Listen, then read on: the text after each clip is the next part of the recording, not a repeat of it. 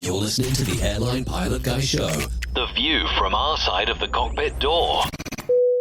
WAPG, it's the Airline Pilot Guy. Airline Pilot Guy, episode 693. Yeah, he's up in the sky. It's the Airline Pilot Guy. Hello, you're listening to the Airline Pilot Guy Show, the view from our side of the cockpit door, with your host, Captain Jeff, broadcasting live from APG headquarters in Boswell, Georgia. Today's show is recorded the week of January 26, 2026. Yeah, he's up in the sky. It's the Airline Pilot Guy. Get your ride and he's flying by with the Airline Pilot Guy. In today's episode, the NTSB blames deep underlying systemic failures for last year's midair collision near Reagan National Airport. And UPS is retiring its MD-11 fleet after November's deadly crash in Louisville. Also ahead, more news and your feedback. So get all settled in. Tray tables and seat backs in the upright and lock positions, electronic devices powered on. I'm Radio Roger, and Flight 693 is ready for pushback. Thank you, Radio Roger, by the way, is Louisville. He's an award-winning TV and radio reporter currently at the number one all-news station in the nation, 1010 Wins on 92.3 FM in New York City. Welcome to the Airline Pilot Guy Show. It's an aviation podcast covering the latest in aviation news and answering your great feedback. I'm Captain Jeff, a former U.S. Air Force pilot and retired Delta Airlines captain. And joining me from his Garden View studio, In Hartford, Hereford, and Hampshire. retired professional dog photographer, former RAF fighter pilot, retired Airbus A330, A340 captain for Virgin Atlantic Airways. It's Captain Nick. Well, hi there, Captain Jeff, and all our wonderful listeners. APG 693. I spotted an excited follower of Flight Radar 24 who saw this EVA Air 777 barreling along at 693 knots. Wow. It was, quite fast. He was sitting in a jet stream east of Japan and covering the ground at over 13 miles a minute. An aircraft doing the speed of sound is only doing 10 miles a minute. So was this 777 supersonic at Mach 1.3? Obviously. By the way, in a standard atmosphere, the local speed of sound at sea level is around 667 knots. At 33,000 feet, it's only 578.4 knots. Feel free to discuss these questions in your feedback. Wow. All right. That's it for today's show. Moving on. Well, nobody died, though. Nobody died. Oh, yeah, that's true. That's true. You know what? When you said the Ava Air 777, I thought you were referring to the thing in our feedback about the taxi speeds. But okay. Yes, good question. I thought that's very fast. Too fast. Very fast. So they go fast everywhere. We'll get to that. We'll get to that. Yeah, we'll get to that. Okay. And also joining us from the Northwoods of the Atlanta suburbs, race car driver, self-taught chef, and a commercial multi-engine instrument-rated pilot with an interest in anything with enough horsepower to kill him, it's Alpha Juliet. Hey, Jeff. Soon to be the north snowy woods, I think. But we'll see how this weekend goes. But we're here. Still got power, so. Yeah, we're here. Power, and it's bone dry outside so far. But so far. Tomorrow might be a different story. All right. Good to see you, sir. And also joining us from a place that has lots of snow, her studio in Toronto, Ontario, Canada, retired financier and aviation enthusiast, spreadsheet master, and our producer. It's Liz Piper. Hi, everybody. Now, this is going to really annoy Captain Nick because he doesn't want to hear about the weather. But yeah, we had a whole ton of snow here last weekend, and it's been really, really cold. And I'm over it. Yeah, it's even cold down here. Yeah, it's you know, very, the more very you cold. talk about it, the worse the weather gets. Yeah, well. Yeah. Yeah, I'm sure it's all my fault. Well, boys, you have a good show. Cheers, Thank you, ma'am. fellas. All right. Let's do some news.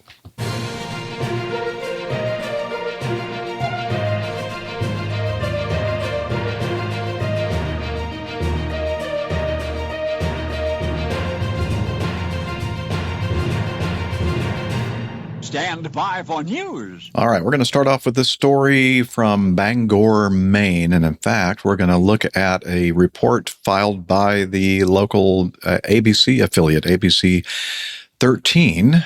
To a developing story tonight, 6 people are dead, and the Bangor airport is closed after a small plane crashed last night. Now, the FAA initially said they believed 8 people are on board with 7 people killed, but they did revise that this afternoon to 6 people on board, all of them killed in this crash after speaking with first responders, local airport officials as well there in Bangor. CBS 13's Brad Rogers has more on this crash and that pending investigation. At approximately 7:45 p.m. last night, there was an accident involving a single GA aircraft that was departing from Bangor International Airport. The Bombardier like this landed at Bangor International Airport to refuel last night on its way from Houston to Paris.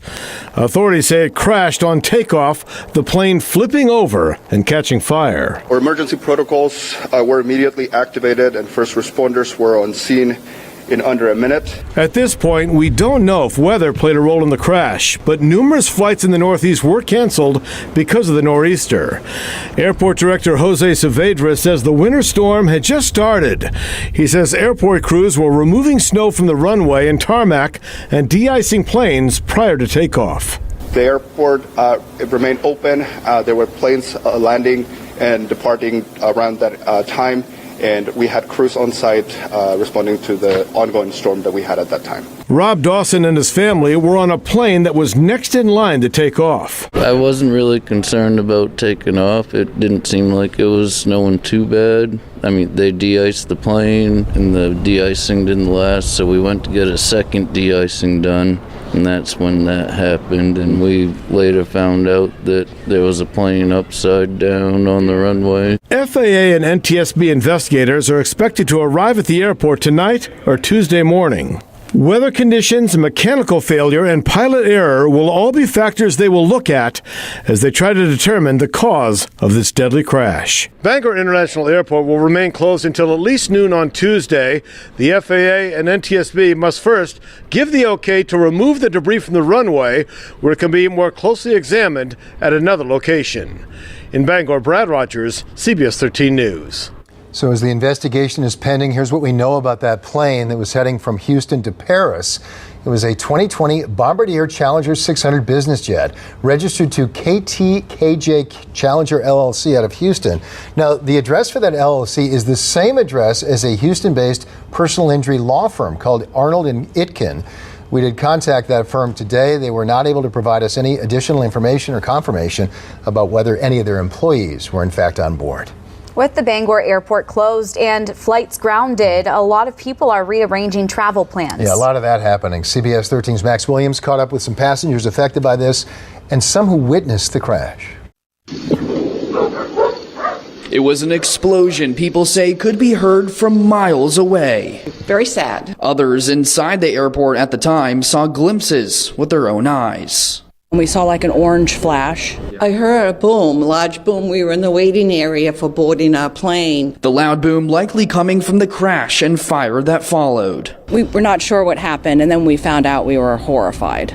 The closure of the airport leading to empty terminals today and canceled flights, leaving only one place to go, the airport's hotel. We were warm, we were cozy, felt safe. Some were forced to sleep on cots. Others, like this couple, had to sleep on the hotel's lobby couch as all rooms were booked. So that was one out of a terrible evening, one benefit out of the night. So. We don't even care about the disruption to us.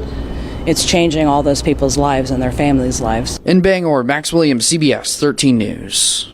So there is a picture in the video, and we'll have in the show notes as well, the picture of the Bombardier, by the way. The news reporter said Bombardier, the 600 jet.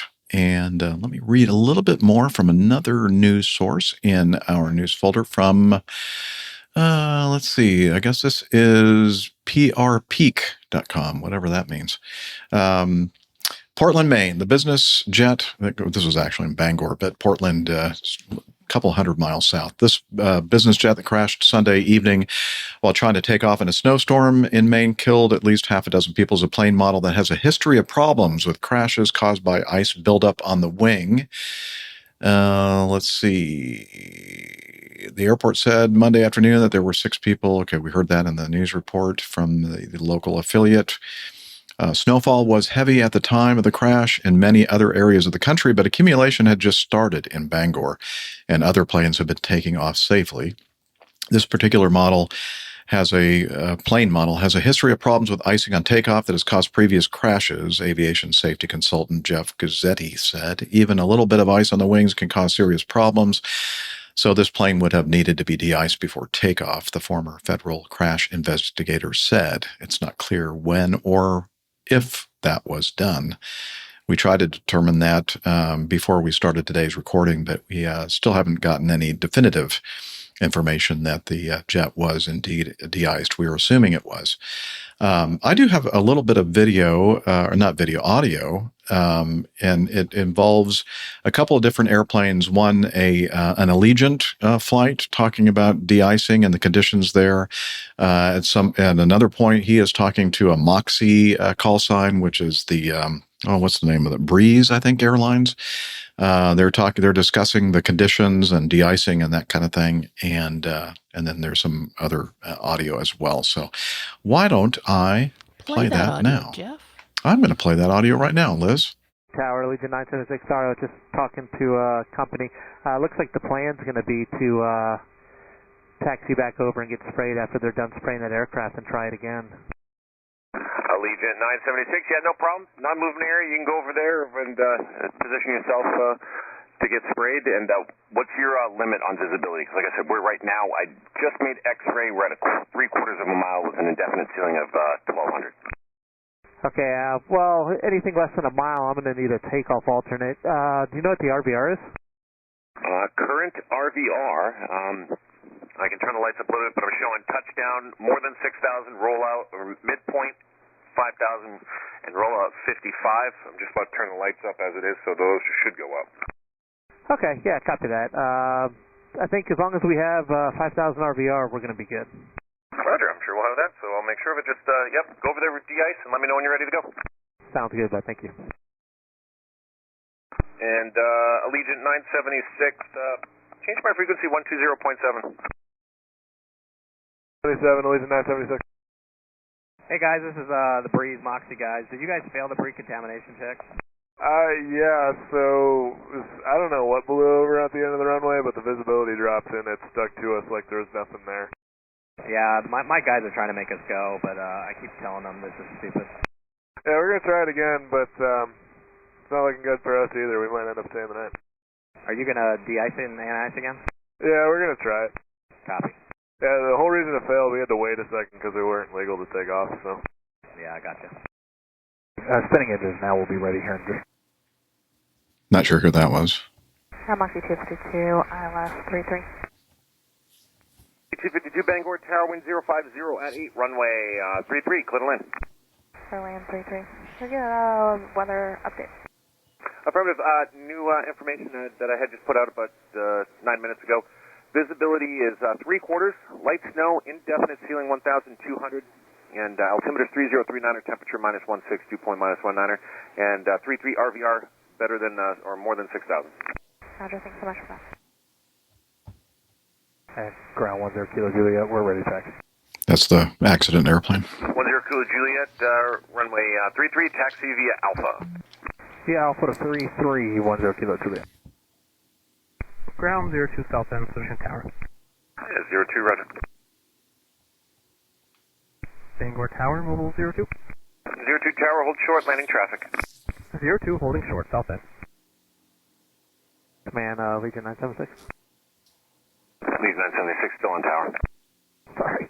No problem. Mobile 02 from the south end, proceed on to runway 33. 02 on runway 33 from the south end. Thank you. Airport vehicle. And Moxie 252 to be a right turn on Mike, right turn at Alpha, and a left at keel for the ramp, and Do you happen to recall bases and request a braking report? We got Mike Alpha Kilo. Braking was pretty good. Broke out about, well, we saw the approach lights at 600. Roger, thank you. Bangor Tower, Mobile 02 is clear of the runway on Kilo. Mobile 02, you can proceed via Alpha. No change to conditions at this time. I'll be changing them in about 20 minutes. 02, roger. And over 10 Kilo Juliet Tower, just advising you're ready. It's the accident flight. Over 10 Kilo Juliet, Bangor Tower, runway 33 RVR, more than 6,000, wind is 060 at Niner, runway 33, runway heading, clear for takeoff. Runway heading, clear for takeoff, runway 33, 10 Kilo Juliet. All traffic is stopped on the field. All traffic is stopped on the field. Moxie, continue taxiing to the ramp. Continuing to the ramp, Moxie 232. Bangor ground, Mobile 6-4 at Bravo. Proceeding north on Alpha. Aircraft upside down. We have a passenger aircraft upside down. All crash. 6-4, proceed on the airport. The airport's yours. The airport is closed. All crash vehicles move as needed on the airfield. And ground, Allegiant 976. 976, Bangor ground. Our plan is we're just going to try to go back to the gate. 976, roger. And Legion 976, ramp is uncontrolled. You can move over as needed, and yeah, it'll probably be closed for the foreseeable future. All right, thank you. Tower, Mobile 02 is going to be on the runway for a braking test. Mobile 02, roger. Bangor ground, airport command. Bangor ground. Any idea how many souls on board? Let's stand by. Let me see if I can get it. Command, Bangor ground. Crash command, Bangor ground. Bangor airport command. Command, Bangor ground. Did you get a number of personnel? We don't have an exact number. They know 3 crew and possibly 5 passengers. The FBO is going to get back to me with the total number. Copy, thank you. Bangor Tower, Mobile 02, just for the record, airfield braking action assessment has been completed. Mobile 02, thank you. Which I think is kind of interesting that they thought that maybe for evidence, I don't know if, what braking action or whatever would have anything to do with this accident on takeoff. But anyway, I guess they're trying to cover all the bases there. Micah has a few updates here, Jeff. Just to oh, okay. Micah has some updates in our live audience. Yep. Okay. There we go. There's the first one. The airport was closed until yesterday at noon. Yeah, it was closed for several days. Everything was delayed because of the storm. NTSB couldn't get here until Tuesday. Okay. It's a single runway airport, hosts the Maine Air National Guard. They fly KC-135s, and even they have been grounded all week because of the closed airport. Yeah, if your runway's closed, then you're not going to be able to operate. They haven't been able to get the numbers of people on board until just recently. Everything was frozen over and iced to the ground. They weren't allowed in there until the NTSB showed up. Okay. Let's see. They did definitely de-ice at 17 past the hour, and they attempted to take off at 42 past the hour. Okay. Yeah, that, in fact, I think Juan Brown Blancalirio talked about kind of a little bit of the sequence, the chronology of everything, and I do recall that he was using those figures and kind of also going in and kind of schooling people or trying to explain to people how de-icing and anti-icing works, and holdover times, and holdover times are dependent on temperature and visibility and other atmospheric conditions. And we'll have a link to his analysis. The type of precipitation, how heavy it is, and of course, as you get closer to the end of your holdover time, the effects will be reduced. I was looking up a little bit about the Challenger's wing, because even if they had been de-iced, the wing is a supercritical cross section. That means that the wing cross section is very flat on the upper surface, and the lower surface of the wing is sort of scalloped away. It has a scoop in the lower surface to recover the loss of lift you get from flattening the upper surface. But the advantage of being able to flatten the upper surface, mainly in the reduction or the increase of the speed you can cruise at before you get critical drag rise due to the creation of shock waves, which are delayed because the wing is flatter on the top. You don't get that huge acceleration that you do on other types of wing. But also the fact that you get laminar flow further. They don't actually, it's not a laminar flow wing as such, but what you're trying to do is get the boundary layer of the wing to stay in a laminar state as long as possible. You don't want it to transition to turbulence that you get on a curved wing. As soon as you sort of go over the curve, it tends to the boundary layer wants to become more turbulent, and that creates more drag. So you don't want to have that. So you try and keep that upper wing flat. However, because of the precise nature of the airflow over the wing you need, the wing, particularly the leading edge, is highly sensitive to surface contamination, and even small amounts of ice or frost can significantly disrupt the airflow and decrease lift, particularly during takeoff and landing when you are obviously at lower speed and the stall is closer. The margins between your speed and the stall speed are closer, leading to safety warnings in the pilot's notes and manuals and things. So even if they had de-iced, the de-icers themselves, the people doing the job, would have to be particularly careful to make sure they hadn't left any contamination on the wing. And that's quite important, because the pilots don't often go and inspect their own wings. That's not their job, because they're sitting driving the aeroplane. It's the de-icer himself who inspects the wings, or often they have a ground engineer and an airline that will be present, and he will give the final thumbs up saying the de-icing was satisfactory. It's not the pilots that usually go out. You can go out and have a look at your own wings, particularly a little aeroplane, but sometimes you're a bit busy trying to get taxi clearances and things and get the show on the road to waste time doing that when other people have that responsibility. Yep, timing's very critical. Passengers. Yeah. What's that? It is. And so the passengers don't want you to open that door and let all the cold air in either. Yeah, exactly.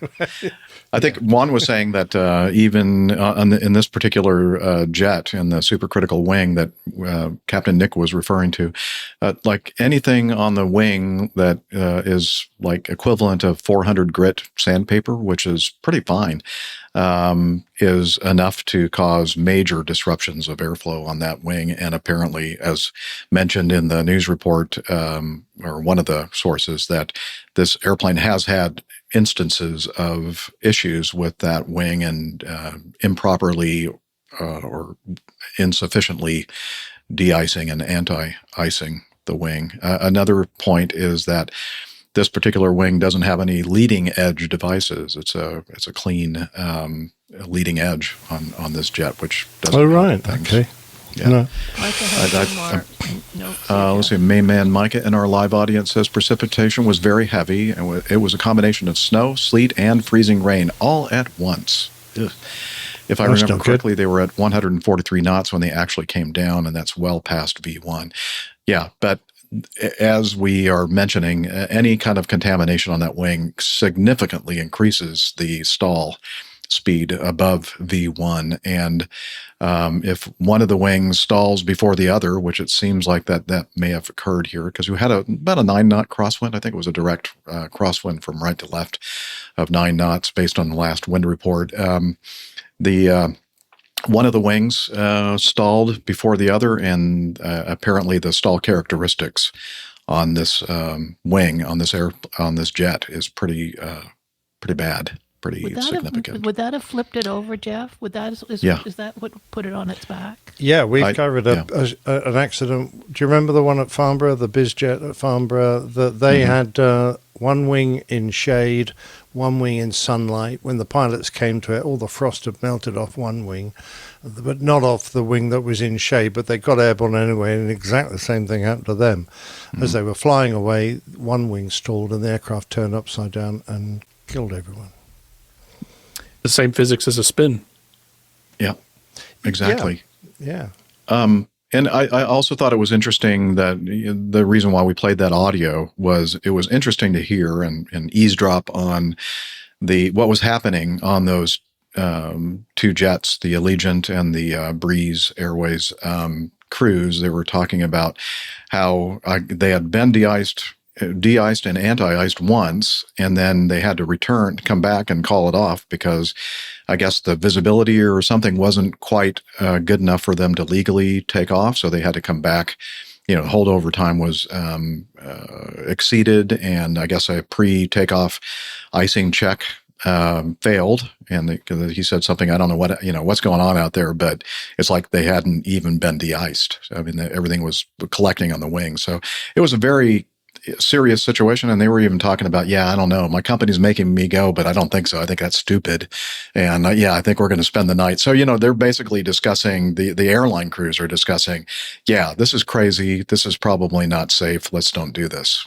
That was one of the things that popped into my head too, is the kind of the mentality of those two pilots, because one of them said that the Allegiant, or not Allegiant, the Breeze Airways guy said, they're trying to make me go, and this is stupid, Mm-hmm. Doesn't. My dad taught it to me when we were starting to fly. This doesn't pass the giggle test. If you can say it out loud and you have to giggle, probably not a good idea. Oh, you mean like a little laugh tell? Yeah. Like a nervous laugh. Yeah.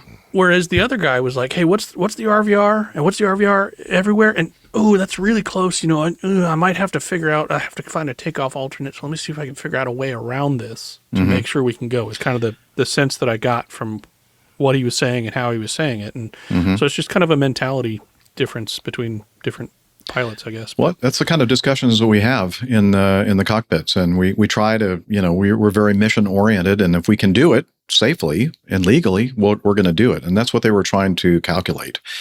But I really appreciate that guy who was voicing his concerns, because if there's one thing that will de-escalate your feeling of press-on-itis, will be somebody making a decision that is, I think this is stupid, I'm not going. And then all of a sudden everyone goes, oh, I wonder if my decision's a bit crazy now. Especially somebody in a bigger, more well-equipped airplane.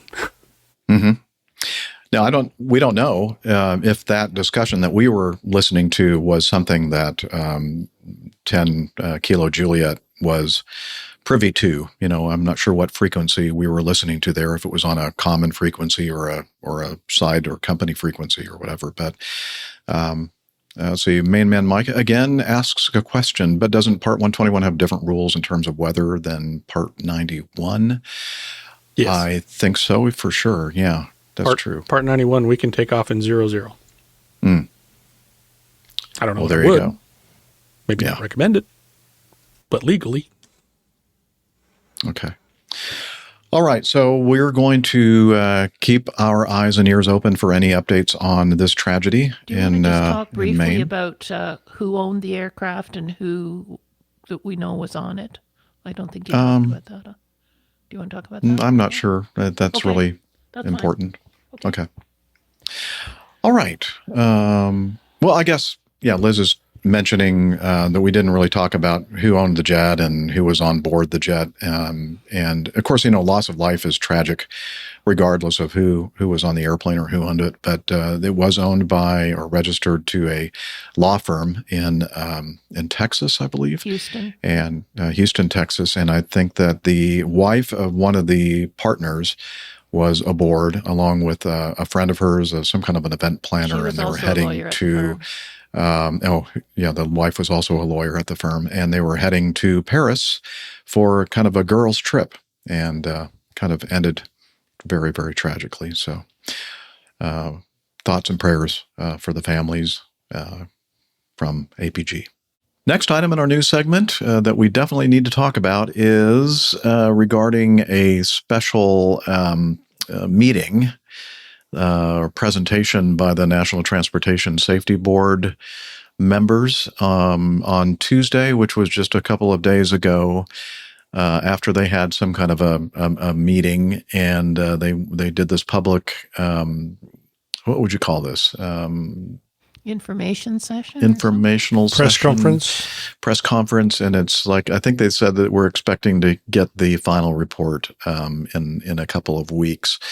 And what we're talking about here is that tragedy about a year ago in Washington, D.C. at the Washington National Airport, with the jet operating for American Airlines, one of their connection carriers, and an Army helicopter colliding as the jet acting for American Airlines was on a circling approach to runway 33.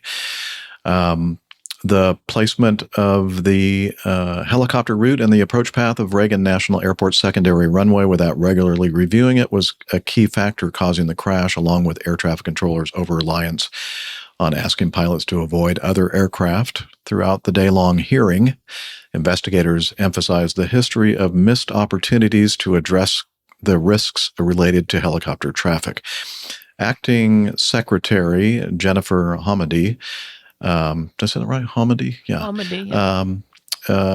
Was asked after the hearing, they had a news conference question and answer session, was asked by a reporter a question, and we have the response from her. So here we go. The question is, should the FAA have known there was a problem, and should something have been done?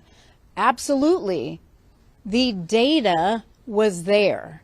The data was in their own systems. It was the NTSB working with them to determine that there were 15,214 close proximity events, 85 of which were serious, over a number of years. That's just the data. Why collect data if you're not going to analyze it? Then they were supposed to conduct annual reviews of helicopter routes to consider, are they still safe? Is there utility to keeping them? Should they change? We couldn't find any evidence of annual reviews, nor could FAA tell us who did them. That is astounding to me. It's one, I believe, failure after another. But we can talk about the pilots, we can talk about air traffic controllers, we can talk about traffic. What we need to really talk about is a tower and tower personnel who were repeatedly saying, we have a safety problem here. We have a hot spot at the end of runway 33 and we need to do something about it. We have helicopter routes where we have unsafe practices right now. We need to do something. How many times do tower personnel, who, by the way, put their own helicopter working group together and kept submitting one recommendation after another? We need help, we need help, we need help. Apparently falling on deaf ears. So I will also get she sounds angry. We should be angry. Because for years, no one listened. This was preventable. This was 100% preventable. Frankly, having a helicopter route crossing runway 33 with only 75 feet that means 75 feet of vertical separation. What that means is 75 feet, at best, separating a helicopter and civilian aircraft. Nowhere in the airspace is that okay. Nowhere.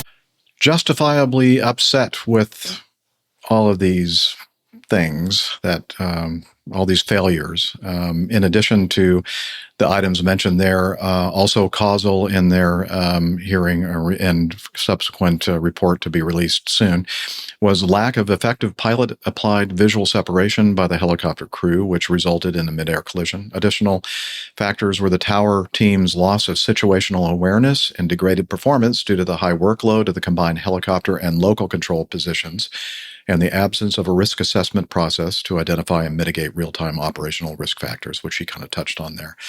Misprioritization of duties, inadequate traffic advisories, and the lack of safety alerts to both flight crews.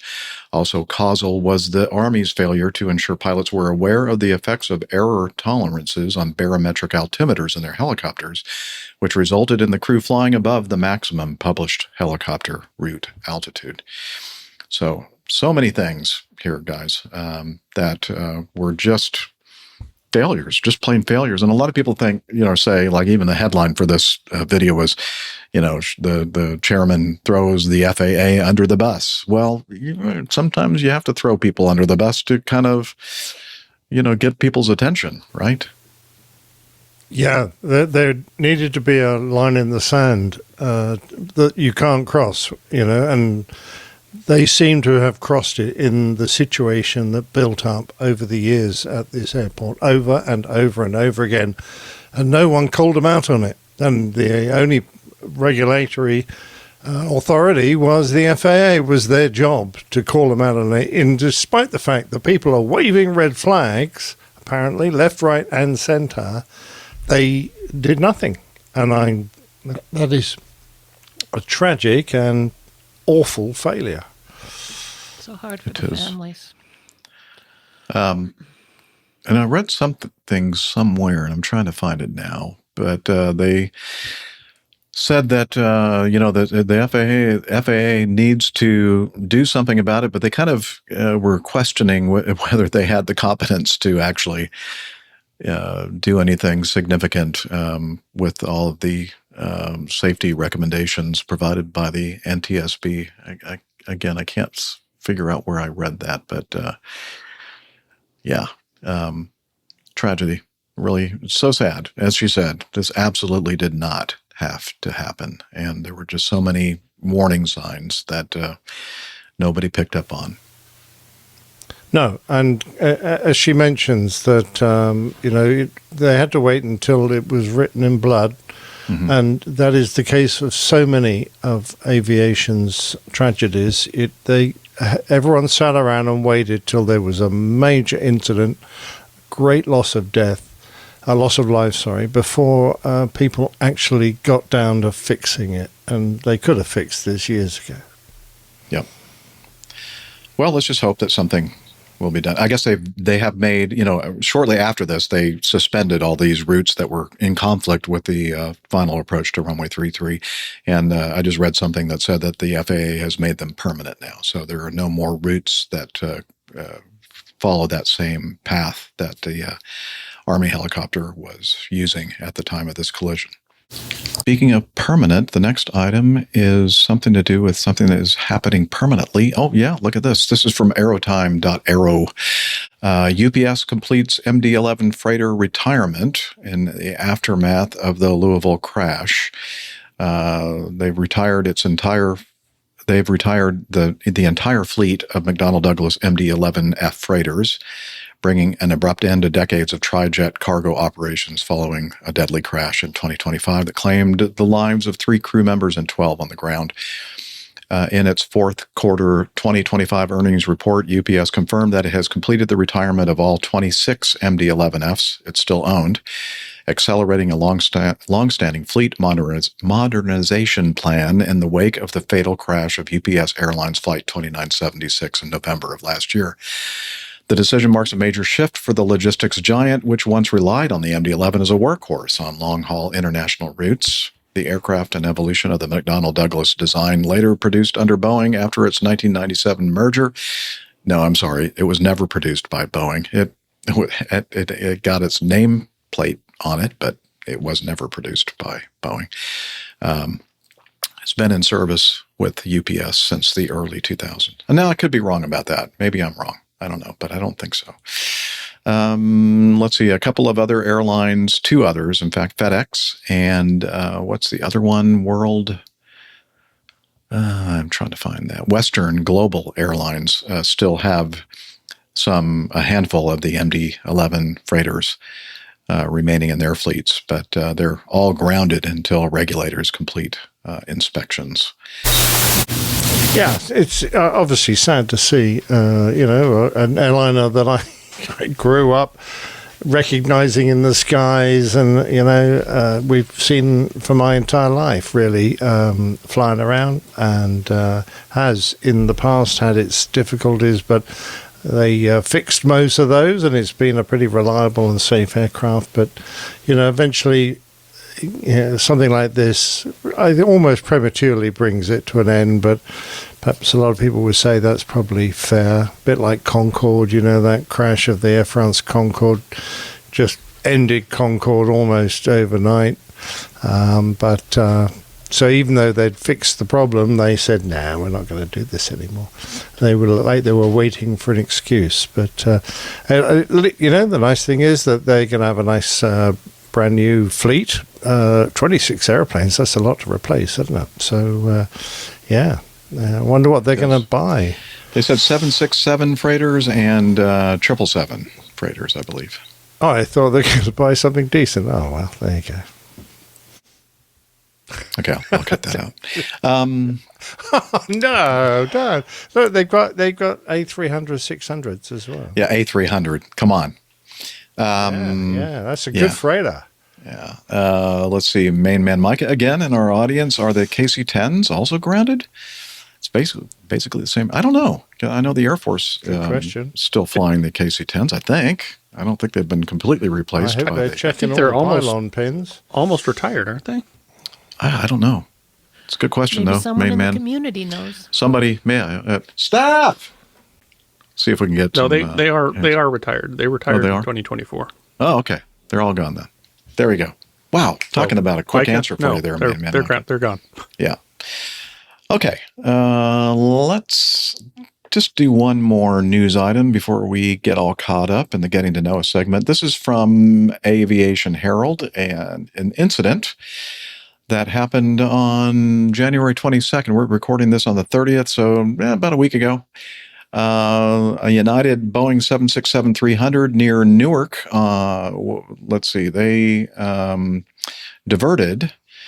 Let's see, it was a 767-300 registration November 668 UA, performing flight 748 from Dulles to Geneva, Switzerland, was en route at flight level 330, about 60 nautical miles east of Portland, Maine. Here we go, Maine again. When the crew decided to turn around and divert to Newark, after a passenger's laptop had fallen into a gap at the cabin side wall and gone through a gap into the cargo hold. The aircraft landed safely in Newark about 85 minutes later. The laptop was retrieved with its lithium-ion battery undamaged. The aircraft was able to depart again after about 3 hours on the ground and reached Geneva with a delay of about 4.5 hours. So, Have you ever had a situation like that, Captain Nick, where some kind of an electronic device, gets... No, not an electronic device, but we used to, in the early days of the 340, we used to do a handwritten card with all our V-speeds and aircraft weights and things on, just a little thing, just a memo, and we prop it up behind the engine master switches so that we could refer to it. And those were the days before the airplane called out speeds on takeoff and things like that. So the non-flying pilot would do that, and you have this piece of paper to refer to remind him what those speeds were.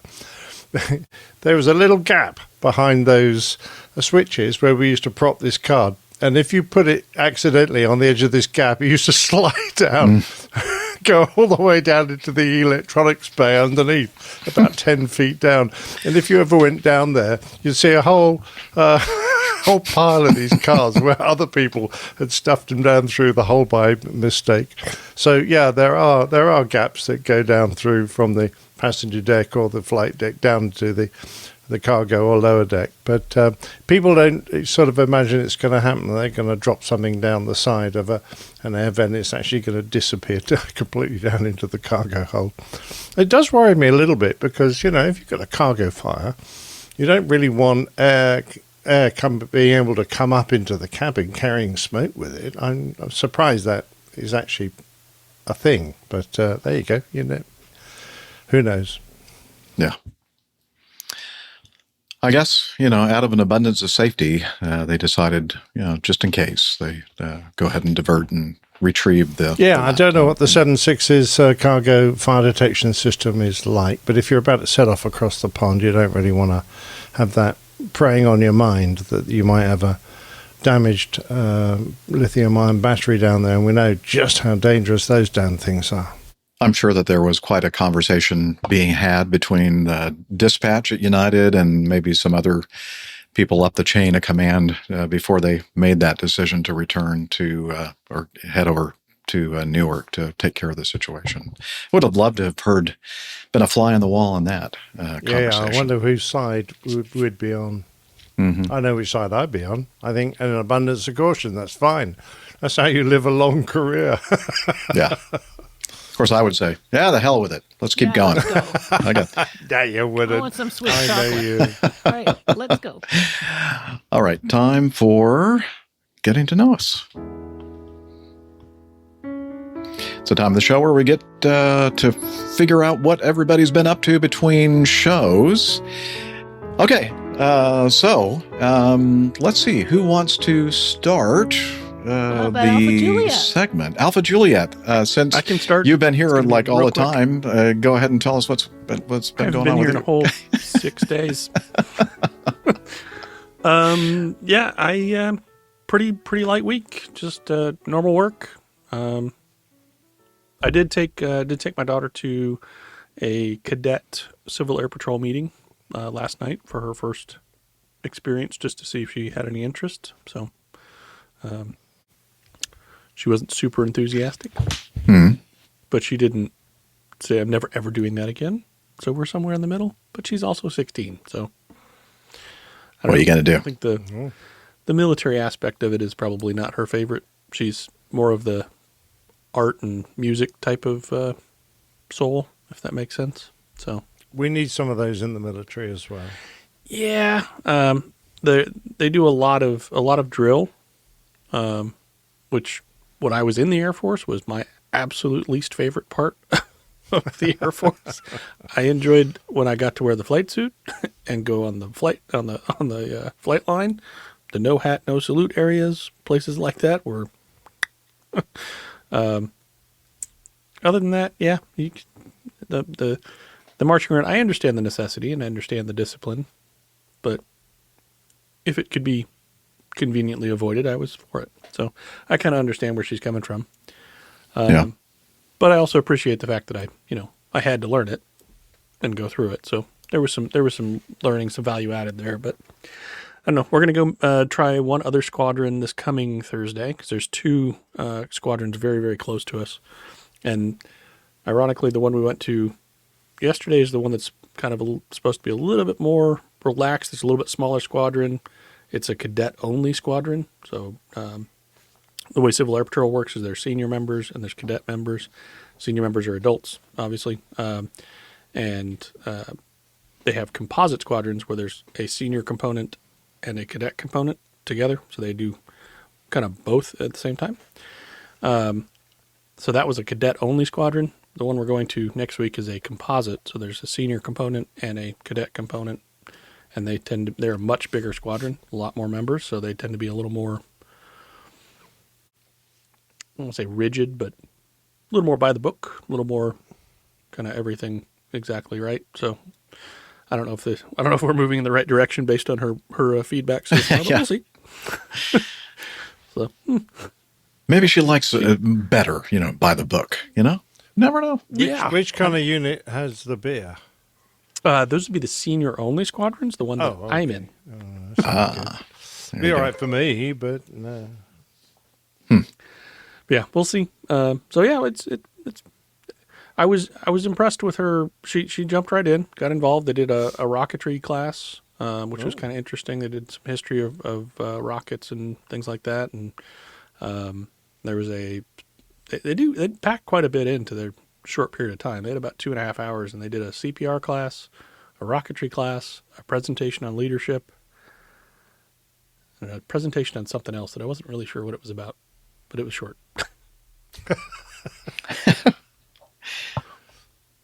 So, yeah.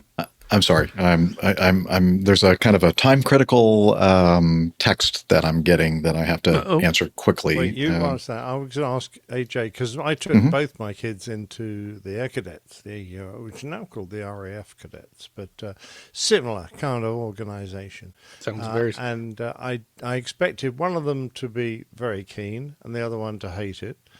And as it turned out, the one I thought was going to be very keen. All he wanted to do was to get hold of a rifle and go rifle shooting. And when they discovered that his dominant eye was his left eye, which isn't ideal when you're rifle shooting, and we call that wasn't a very good dominant shot. Yes, he wasn't a very good shot as a result. He completely lost interest. The one who I thought would hate it actually went, oh, this is all right. I've quite enjoyed myself here. And Interesting. Got stuck in. Yeah, neither of them stayed for very long. But worst case scenario, I got 2 more bites at the apple. So we'll see. We'll see what happens.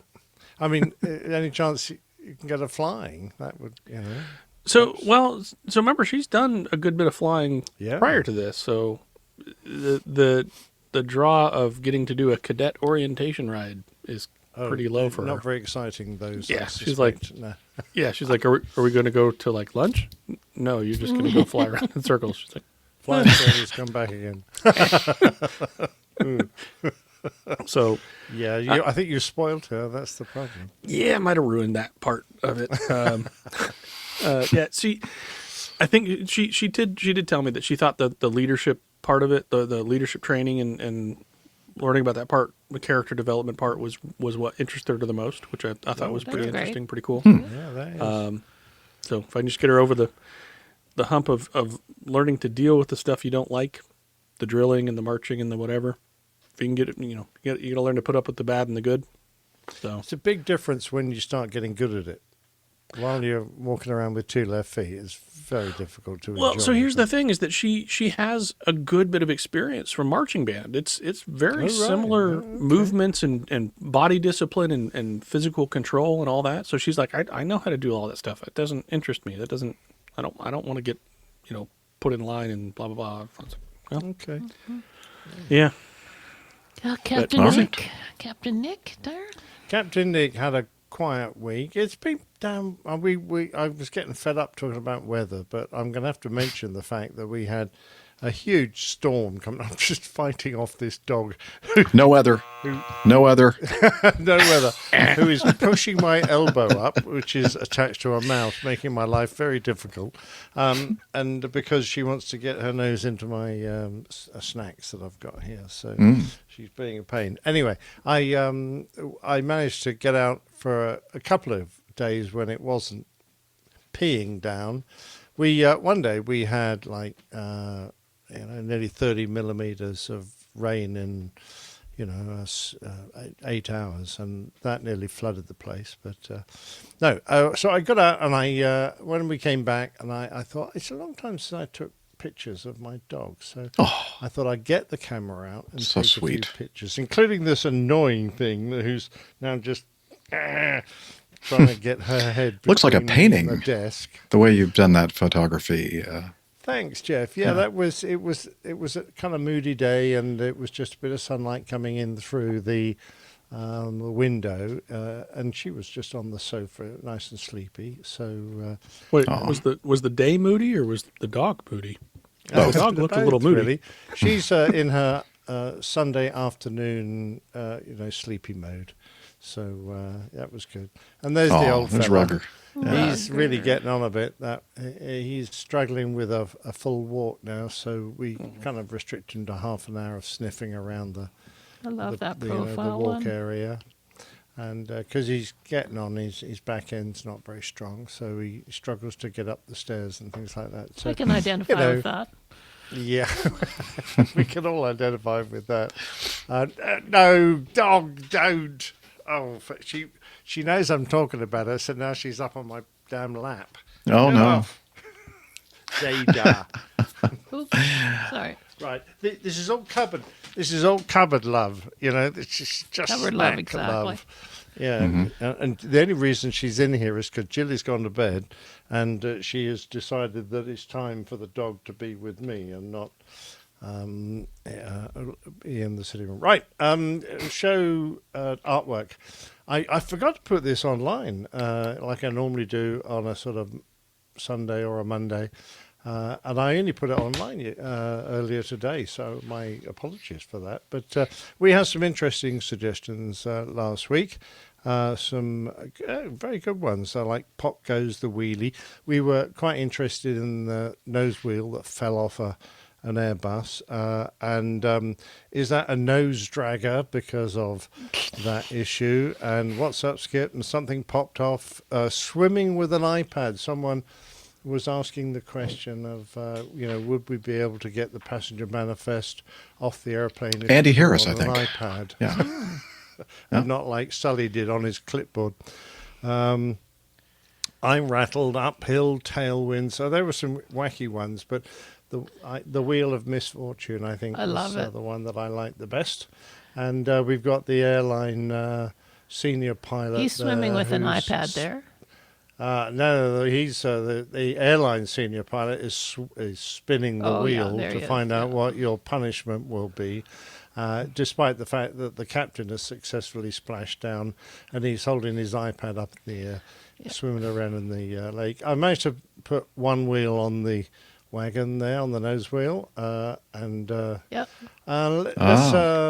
one's missing. So a bit of fun there. It was definitely a misfortunate day for that. Well, it popped off. Yeah, exactly. So let's look for the show number. Did you find the show number, Liz? I did not, Nick. Liz didn't find the show number. Well, Liz needs to be wait a minute. Roman. Wait a minute. Roman numerals. Roman numerals. There it is. Yeah, exactly. Now, you see, the AI gave me a sort of a Roman numeral on the left-hand side of that line, which isn't. So I just thought, well, I'll just carry on, put real Roman numerals down. Love it. Mm-hmm. So VI, IX, and II for 692. That was, and if you look on his chest, underneath a golden medallion he was wearing there, I stuck the APG logo. So about all you can see are the wings, but they're quite distinctive. Yeah, so see them. Yeah, that was the logo. Very good. We've got the show number, and the only other thing we're looking for is the penguin. Well, where's he? He's going to be in the river, and there he is. Well done. He's having a swim around. Which was great fun. He enjoyed that. Nice. I have a point of order question. Oh, yeah, please go ahead. Wouldn't 692 be DCX-CII? I asked the Oracle, which is called Google, and Google gave me that option. So maybe it's not the preferred option, but it is an option. 692, I was going 692. If you see what I mean. Yes. You are probably... punctuation is important. 9-2. You're probably more correct, but I tend to muddle the numbers up anyway. So I will say I was very, very impressed with your depiction of the tailwind. I liked that. I could see the air, the flowing of the air through the tailwind. Show me.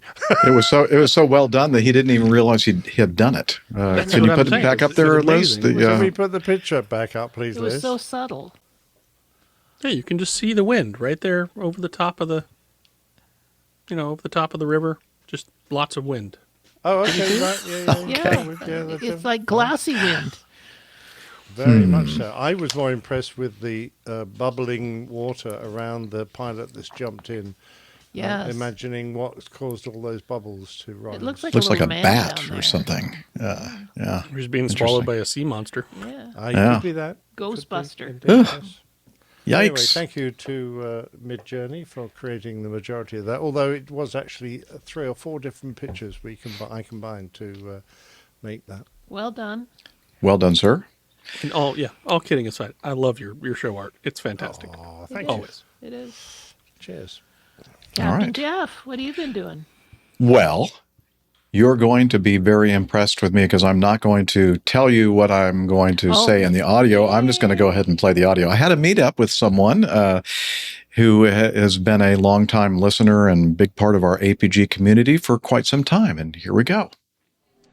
Hello, crew. We're here at Marlowe's Tavern. It's an establishment headquartered in Atlanta. I think Roswell was the first one, actually. But I'm not at the Roswell location of the Marlowe's. I'm in, I think this area is called Kennesaw, Georgia, and near Kennesaw Mountain, just off of I-75. And you might be wondering, why the heck would you be there, Jeff? Well, I'm here because Greg, Big Ass Fan Greg, doesn't work for the Big Ass Fan company anymore, but works up, I don't even know if I'm allowed to say who you work for. Okay.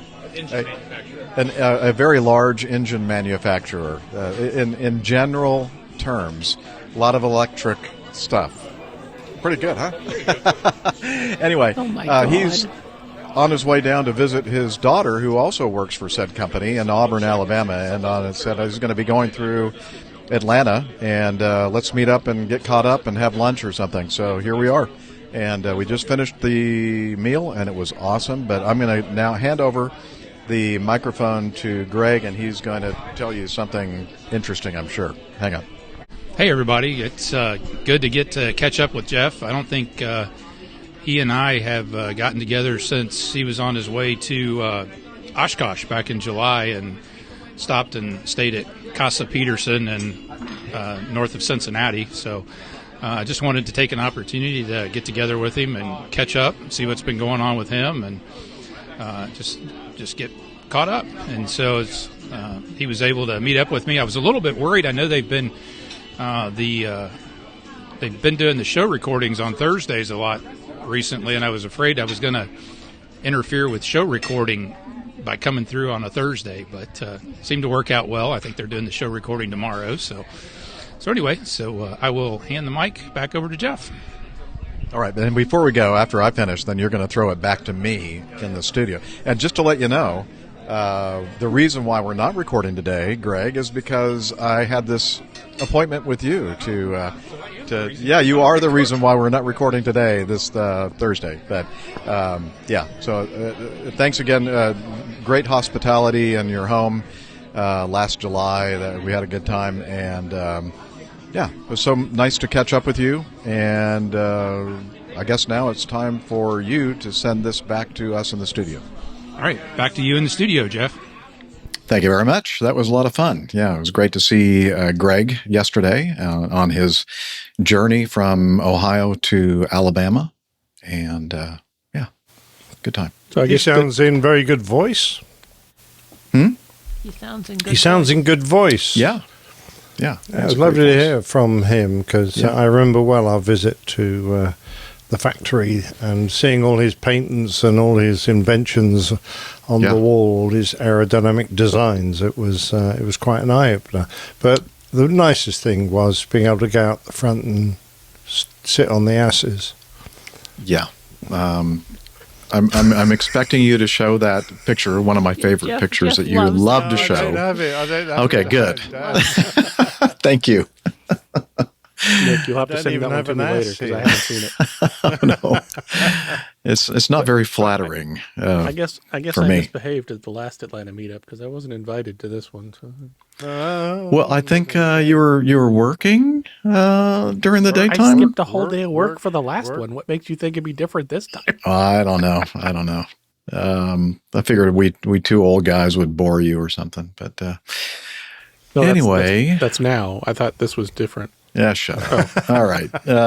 So anyway, Greg, I hope that your visit to Auburn, your child in Auburn went well or is going well. It's actually happening right now. I think he's coming back through on Sunday midday to afternoon, and he was asking me about the weather conditions and such. So then that's it. Sang in a funeral yesterday before the meetup with Greg, and standard, singing stuff editing. Going on. Pardon me? Singing and editing. Yeah, actually, Sunday, last weekend, we had we talked about it on the last show, the upcoming or the weather thing with the ice and all that kind of stuff. And the ice did actually come, and they ended up canceling all. They didn't cancel the masses; they just canceled the music aspect of the masses on Sunday. So I had the day off. So that was nice. Did you want to mention about the battery in your RVS dying and you had to go and get it charged? Or yeah, I guess I could do. Yeah, that was something Liz was reminding me that because the temperatures were so cold and because I think I left on some of the lighting in the RVS. The ceiling light. That's why the batteries. So the lithium phosphate batteries have a self-protection mode that once the battery voltage drops below a certain point, in order to kind of prevent any serious damage to them, they basically go, yeah, okay, we're going to stop working now. And that's what happened. So I went, oh, what's going on? So basically the whole house part of my RV was disabled electrically, and I couldn't even, run the heat. Even though the heat is propane powered, you got to have an electrical signal to do that. And I'm thinking, no problem, I'll just start the generator. Well, you can't do that either without your electrical system working. So I thought, you may remember that when I first took delivery of this thing back in May of 2024. I had an issue with the batteries, didn't quite understand exactly how they worked, and I ended up in the same scenario where they kind of shut down, and I had to kind of jump start them and to kind of start charging again.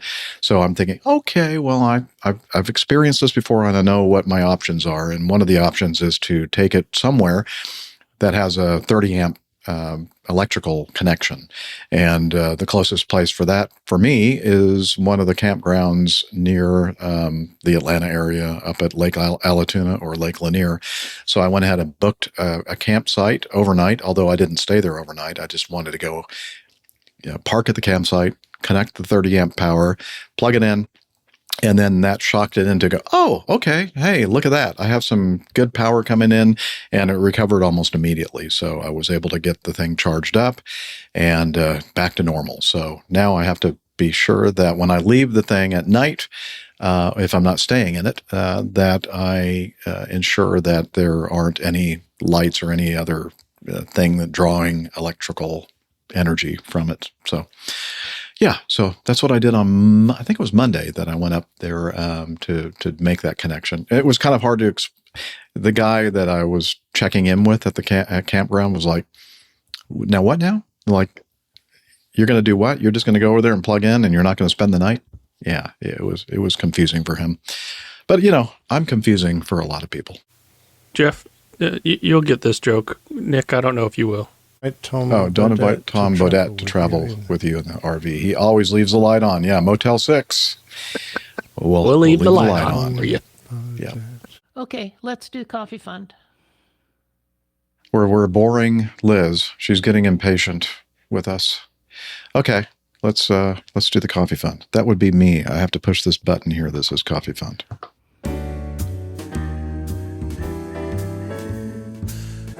Johnny, how much more coffee? No thanks. I love coffee. I love tea. I love the APG community. Coffee and tea in the Java and me. A cup, a cup, a cup, a cup, a cup. Oh yeah, the Coffee Fund. It's your way, dear listener, watcher, or whatever you are, to support our show financially if you'd like. No need to really, because we do this for free. And just a reminder to everyone, and this is true, I think, in most kind of creations like this podcast, that a very, very small percentage of people, of you y'alls out there, actually actively participate in supporting, less than 1%, actually. So, but we do appreciate the people that do give us a contribution every now and then. We have a couple of different ways to do that here at APG. One is the Coffee Fund Classic method. And since the last episode, our good friend Magnus Gladden in Sweden sent us a very nice contribution. Thank you, Magnus. Good to hear from you, and I'm glad you're still out there listening. And also Stephen Simpson. He also used the Coffee Fund Classic method to give us a nice contribution. So thank you, gentlemen, for that. We also have something called Patreon, and you can become a patron of the show. And since the last episode, we have a new producer. Yay! Heather Kell signed up to be a producer of the show, and we do appreciate that, Heather.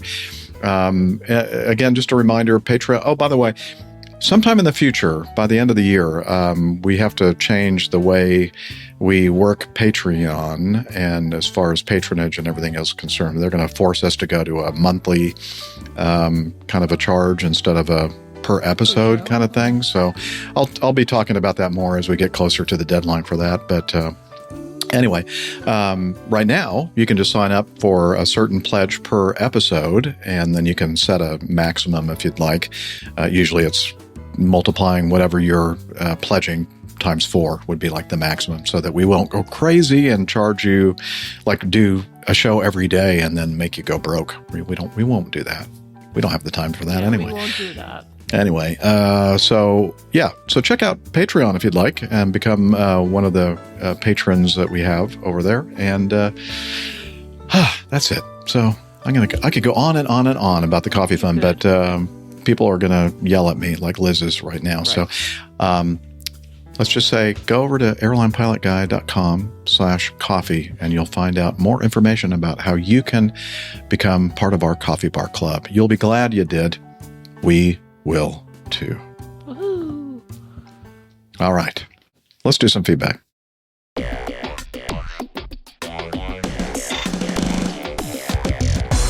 Captain, incoming message. And we're going to start off with this from Kevin St. John. Hello, Captain Jeff, Captain Nick, Producer Liz, and other APG crew and community members. Wow, he's very inclusive. Best wishes for a safe, healthy, prosperous, and happy 2026 to all. Here is a new year submittal. Well, it is underway. The race to augment, supplant human pilots is underway. Yay! And people are putting up money to fund it. While this company is focused on the military, it's only a matter of time and public acceptance before it jumps the wall to civilian airliners. Dr. Steph's probably noticing their test aircraft is a Caravan. Well, she would notice, except that she's not here today with us.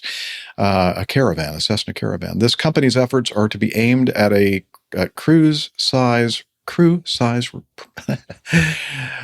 me start this sentence over. Well, this company's. Let me interject. Yes. It's not a Caravan. That's a Grand Caravan, since Steph's not here to identify it. Oh, okay. Carry well, on. Close enough. Doesn't look very grand to me. Yeah. This company's efforts are to be aimed at crew size reduction, not elimination. And several of the items you've raised in the past are being directly addressed, such as what happens when the system announces your plane. I'm not sure. Oh, like you have the airplane. Plane? Okay. When the robot you says control. your plane. I have control. Yeah, I gotcha. I'm not sure I'd be comfortable on such an aircraft, but I wonder if the economics will win out. Since their new research facility is not far from my home, hopefully their test aircraft won't make an unannounced entry into my backyard. Yeah, well, that's how you get yourself entries a free are aeroplane. very unwelcome. I'm sorry, Nick, I talked over you. That's how you get yourself a free aeroplane. I mean, there you go. Everyone used to say, what do you do if you want to get a Harrier? And the answer was, you buy a Cabbage Patch and wait. Oh, man. Well, Wow. It sure isn't don't enter the contest from Domino's or whoever it was. Or Pepsi. It was Pepsi. That's the one it was. Okay. Well, you could have a Mr. Beast contest, as Armando did. Ooh. Yeah. Oh, live in a Harrier for 100 days. There you go. No, that oh, really wow. That would be tough. It has its ups and downs. Oh, my gosh. Liz. Okay, I'm going to finish Kevin St. John's feedback because I don't know if I can take any more of this. Best wishes to all, and for the crew members that still exercise piloting privileges, blue skies, and flight phase appropriate winds. Respectfully, Kevin St. John. Okay, so he gives us a link to the article from Massachusetts Live, masslive.com. And the title of the article, Massachusetts startup developing AI copilots for military, or either that or AL copilots for military aircraft to go public. And so they talk about the Boston startup Merlin Labs has been testing its autonomous aircraft technology in the single-engine Cessna Grand Caravan. Inline correction there. But much of the company's early revenue has come from military contracts. And one of the first Massachusetts companies expected to go public this year is named for an aircraft engine that powered Britain's best fighters and bombers during World War II. Yeah, the Merlin. Rolls-Royce, right? Rolls-Royce Merlin engine. Indeed. Boston-based Merlin Labs is working on what it believes is the next best or big thing in airborne innovation. Wow, I can't speak. Planes that can fly themselves from takeoff to landing. Like its namesake, Merlin Labs is primarily focused on developing technology for military aircraft first, not passenger planes. And anyway, that's a little taste of the article. If you want to read more, we'll have a link to it in our show notes. What do you guys think? You think that this, we've talked about this so many times on the show, and my belief is still that major technological breaks are going to have to occur before you see this kind of a technology completely replacing humans in passenger aircraft. But I could be wrong. Just ask anybody that knows me. I guess I would fall on the side of pessimistic but realistic, in that I really hope there's some massive technological breaks before this becomes reality. Yeah. Oh, please, yes, exactly. I guess I should say breakthroughs, not breaks. But yeah, that was at the same time. The world at large has made some dumb decisions in the past. So and they who knows if it's coming soon or not. So. I mean, all the time they're just trying to reduce it down to one pilot. All we're going to end up with is miserable, tired pilots going, I hate this job. I'm spending hours and hours and hours sitting at the controls while some damn computer tries to kill me. And if anything goes wrong, I'm terrified. You don't need a huge change in technology to get to that level. What you do need is to take that man out of the woman out of the cockpit completely and replace and automize the entire aircraft. I can see it happening, but it's got a much larger step. And I think in the meantime, the attractiveness of our job is just going to go downhill. So that'll probably solve the problems of having too many pilots, because they'll all be leaving because they'll just hate the job. And on top of that, what's the pay scale going to look like? Because all of a sudden you're just a monitor instead of a highly skilled, functional person, right? So and what's the standard of person you're going to get wanting to do that job? See how all these things compound? Yeah. It's the dive for the lowest common denominator. I will say that I was quite impressed weekend before last in my trip to San Francisco. San Francisco, that city is, I think it seems like most of the cars that were on the road there were autonomous vehicles or... Jeff, they're called trams. Well, not talking about those. There were actually humans operating those. But what is it called? Google's technology, Waymo, I think, those vehicles. Every time I looked around, I could see at least 2 or 3 in my field of vision, like on every street. There must be over 1,000 of those things. And apparently they said it was interesting. I took Uber several times, driven by humans. And I was asking them about that, and they said, yeah, we had this an issue with a power failure and that powered the servers that run all these Waymo cars. And he said every single one of them just stopped. Wherever they were, they just stopped. Oh, no. And good Lord. Jammed up everything in the city. And the other thing I wanted to which one didn't stop? Which one that hit that kid. Oh, well, that one should have stopped. Yeah. But one of the guys, one of my new friends out there has a what do they call that thing? The ugly pickup truck, the Tesla. The Cybertruck. Cybertruck, yeah. And we drove from the peninsula, San Francisco City proper, to Mountain View. And the guy was just sitting there in the seat, didn't touch anything. That the thing drove itself completely. And did a really good job until the very end, where we were pulling in to a parking place at the restaurant that we were headed to, and it hit a curb pretty badly, actually. So I'm not sure exactly what happened there, but Tim Van Rem, who lives out there, has a comment, Jeff. Oh, Tim Van Rem says they are way more trouble than Ubers. Get it, Waymo. Yeah. You don't have to tip them. Well, that's true. It's a little bit cheaper, I guess. I don't know. Anyway, the bottom line is it was kind of an eye-opening thing to me how well it maneuvered and did the job of autonomously driving that vehicle all the way down and all the way back over an hour each way. So a little scary, but anyway. It's probably less noticeable being inside one, but there's I only see them about maybe once or twice a week, but they're always getting on the freeway right about the same place that I get on the freeway to commute home from work. Mm-hmm. And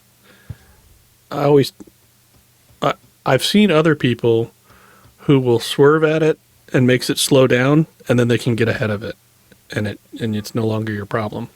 Oh.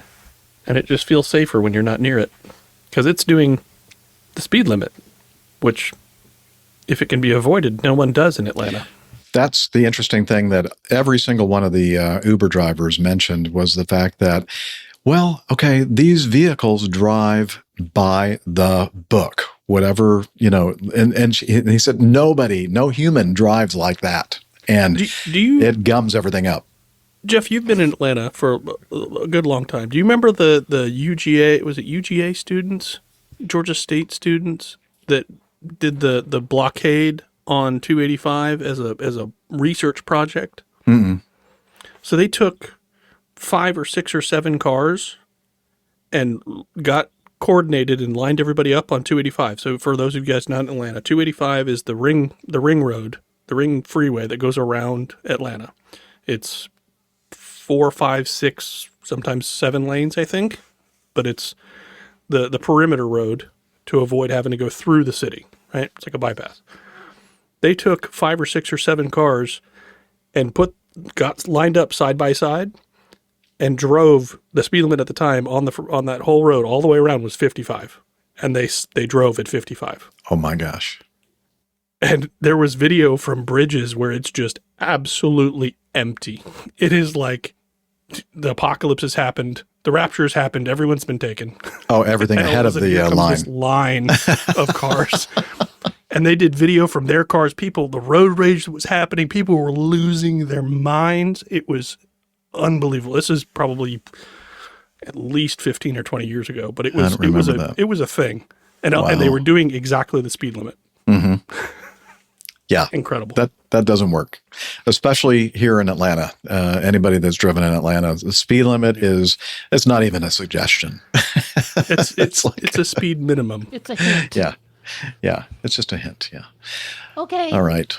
Anyway, sorry to get off track there, but just thought I'd share. All right. So thank you, Kevin St. John, for sending that article to us. And again, we'll include that in our show notes, which you can find in your podcast client in the information and time codes and all that kind of stuff. There should be a link in there where you can click it and you can find all the show notes.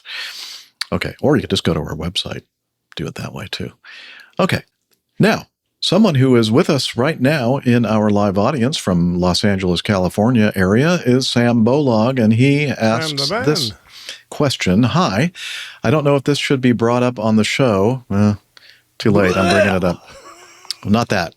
But my question is, can insurance companies use NOTAMs as an excuse not to pay in a policy if the pilot didn't read them? Ooh. And again, that's Sam Bolog. That's a good question. Interesting question. I don't know. I don't see why not. Okay, let's take that to the extreme. There's a NOTAM for birds in the vicinity of an airport. What? I've never seen has that. A bird strike. Yeah. I bet you. I think that would be a tough battle I for bet the you the insurance insurance company lawyers would try it. Oh, Yeah, I'm sure I mean, they'd if try there's it. a loophole you can find, then yeah, why not? But then it's down to the interpretation of someone who is not an aviation expert to decide whether that is fair or not. And my feeling is most sensible people would say, particularly when you explain the limitations of trying to absorb that number of NOTAMs for every flight, there are people out there who would say, well, that's your job. You're supposed to know this stuff. So why didn't you? And why didn't you avoid the birds?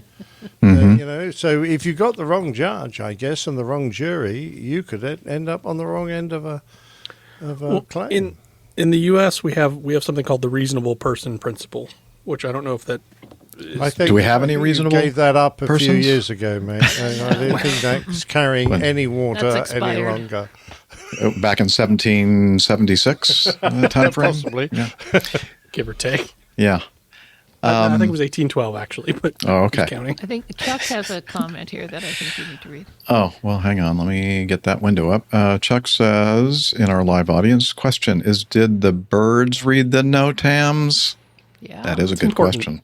They've got liability, too. Of course they do, yes. Yeah, but except that they're a bunch of bird brains. The secretary birds do, but I don't know about the storks. Thank you, Sam, for the question. Not sure we know the answer to that. Maybe somebody out there who has a law degree or practices background or something. or insurance background might be able to fill us in on that. But kind of keeping on that same line of thought regarding NOTAMs. That's what NOTAMs are. They're just a bunch of garbage. Let's skip to item 6, and then we'll jump back to 5 here after this. But this involves a question or discussion of NOTAMs.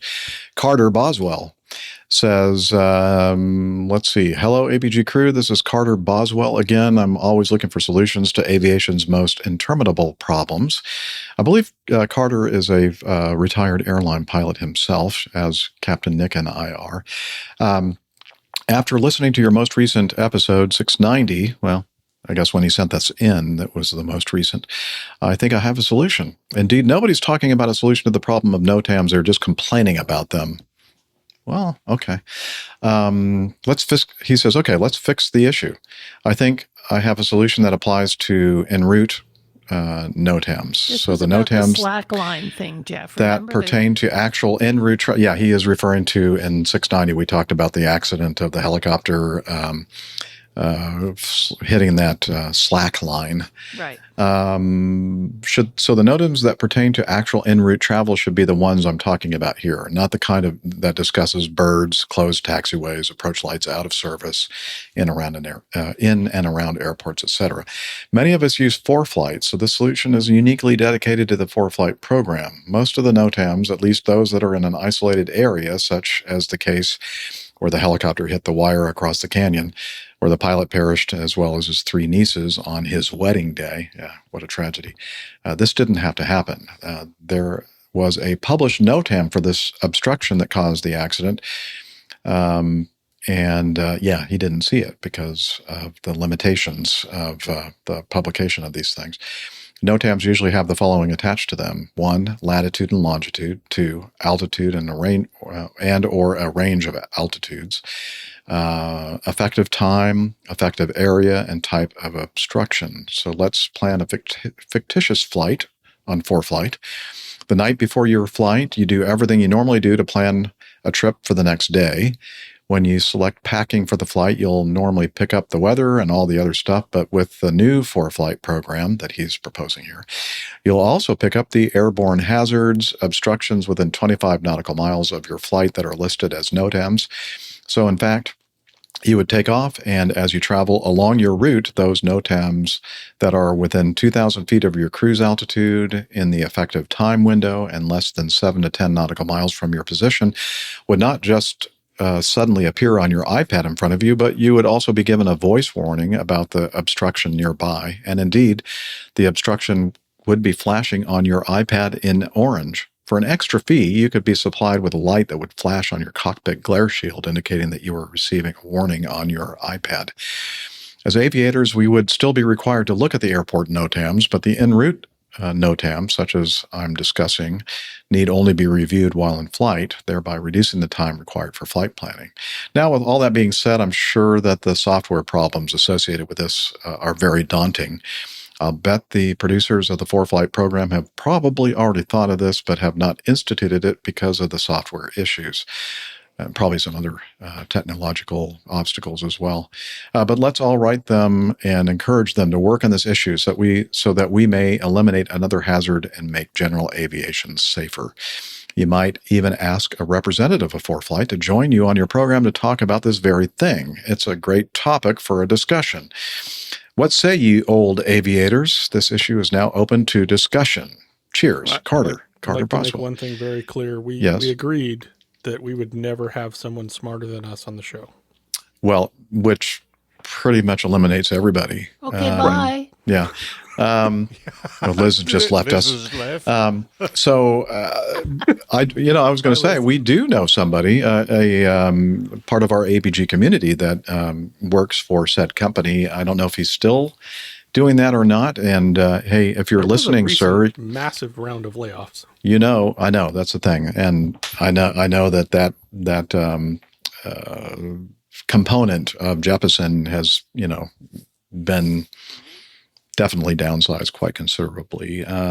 But if you know who you are, dear listener, if you're willing to discuss this and come on the show, we'd love to have you. That would be a very interesting. Or anyone else at ForeFlight. Or anybody else out there who works for ForeFlight or something like ForeFlight, or know somebody that knows somebody that works for ForeFlight, whatever. Yeah, contact us and let us know. We'll have you on. Good suggestion. One other thought that I had. The cost of the software development is probably negligible compared to the cost and time of the bureaucratic morass to get an STC made to put an extra light bulb on the dash. Yeah, that seems like no bueno, right? Yeah. I'm just looking at a program that can interpret how people write NOTAMs. And the trouble is that a lot of these NOTAMs, the vast majority, are written by just average bloke sitting in a tower, and his boss says, we're going to dig a hole in the runway, write a NOTAM. And he has a go at writing a NOTAM. No one really proofs it or makes sure it's legal or correct. And off it goes. And the next thing you know, every man and his dog has it on their NOTAM list. So, having software that can interpret all these people's efforts to write NOTAMs describing what the issue is on their slack line or on their airfield, it's just going to be a nightmare. I mean, we already have some version of that with obstacle NOTAMs, because effectively the only thing that stays in one place is fixed to the ground. Unless it's a geostationary orbit satellite, generally not a problem for airplanes, it's fixed to the ground. It's an antenna, it's a wire, it's a tree. Okay, birds being the exception. Those things don't move. So the struggle of defining the word airborne NOTAM, I don't know. That's where how do you define that, right? Because a tower, an obstacle or tower, right? So we have some towers just to the east of me, kind of over near you, Jeff, just south of PDK, that are hundreds and hundreds of feet tall, directly off the departure end of a runway at one of the busiest airports, the busiest general aviation airport, I believe, in the state. The terrible place for big, tall towers that are very hard to see. And there's been a NOTAM for them for forever. And on my iPad, it pops up with an obstacle notification whenever I'm at a certain altitude. If I'm within, a certain altitude difference of the top of those towers, it pops up and says obstacle, and it shows the position. So I think this particular scenario, this guy in this helicopter, I don't know that this really, I don't know if there's really anything that could help this, because this was just a quick hop. Hey, let's go fly through the canyon that I fly through all the time. I I don't know for sure, but I'd be willing to bet there wasn't a ton of flight planning like a lot of pilots do, like most pilots do, for any flight. But especially something like this, helicopter's out back. Let's jump in the helicopter and we'll just go. We'll go fly at the canyon and come back. No big deal. This is my backyard. I fly this all the time, and exactly right. And is there much different mentality for that kind of thing in the helicopter world than there is in the general aviation world? Because we can't. 99% of us can't go grab our Cessna and take off out of our backyard. A lot more people have a helicopter that they can take off literally out of their backyard. Steffi could offer lake. Yeah. If it had floats, yeah. Liz said Steph could take off a 172 out of her backyard on floats. She could.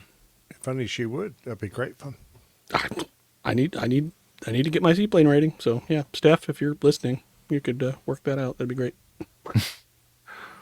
But all right, this is one of those really tough situations. It's like you said, everybody complains about NOTAMs, but nobody proposes a solution because it's a.